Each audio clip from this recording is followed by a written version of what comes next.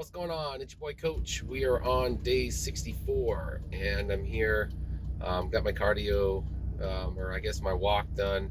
Um, Out doing an errand, but just getting the video done here. So basically, yeah, I'm going to start this week off just kind of normal. Just have my usual meals and calories that I know that work for me. And basically, just I got 4 days of that because we're going to be taking a vacation at the end of this week, family vacation. So I really don't know how to plan for that in terms of my food. I will bring things like protein drinks and protein bars and just things higher in protein because generally when we eat out, there's not going to be so many of those options.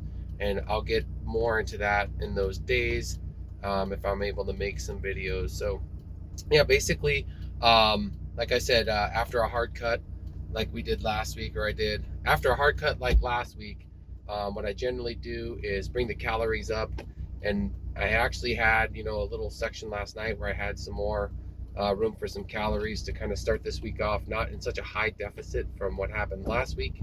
And so basically, yeah, I had a low Monday through Friday of calories, and I was able to have high calories on Saturday and Sunday, and therefore it just kind of still, from what I calculated, to be about a pound of fat or about a 3,500 calorie deficit.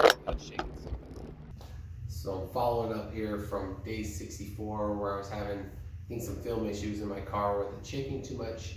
I've heard this saying that you have to constantly shock the body and do these different things to get results, and I don't know necessarily that that means anything specific, but I think what the intent is you're constantly keep the body guessing or putting in different macronutrients at different times or different calories every day. I'm not necessarily sure what that exactly means, but something I do know that is if you are doing a calorie deficit that's working, I tend to stick with what's working. So I don't change a whole lot unless if I'm going 2 weeks with my results, say my out of the three measurements I'm using, the waist, the scale, and the pictures, if none of those change or stay consistent for 2 straight weeks, then I'm probably gonna make a change. And I'm not gonna change everything. I'm gonna change, maybe I'm gonna lower the calories, or maybe I'm gonna change the macros a little bit so I feel a little bit more full.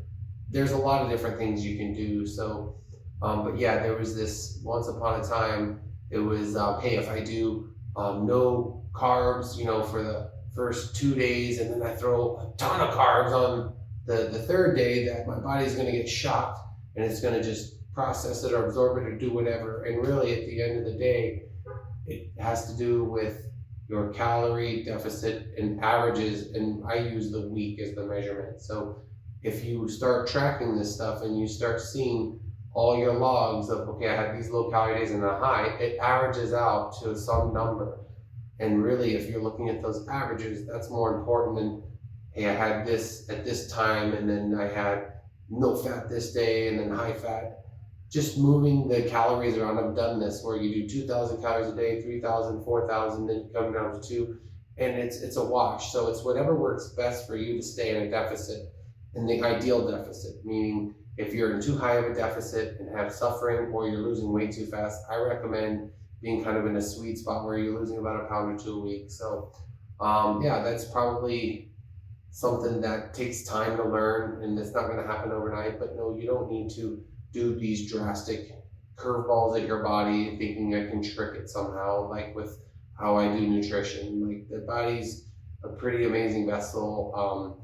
It's kind of made to survive. So if you're putting a bunch of calories in on one day and less on the other day, it's going to average out. So yeah, there's no real tricks in per se. So that's all I have for today, and I will see you for the next video.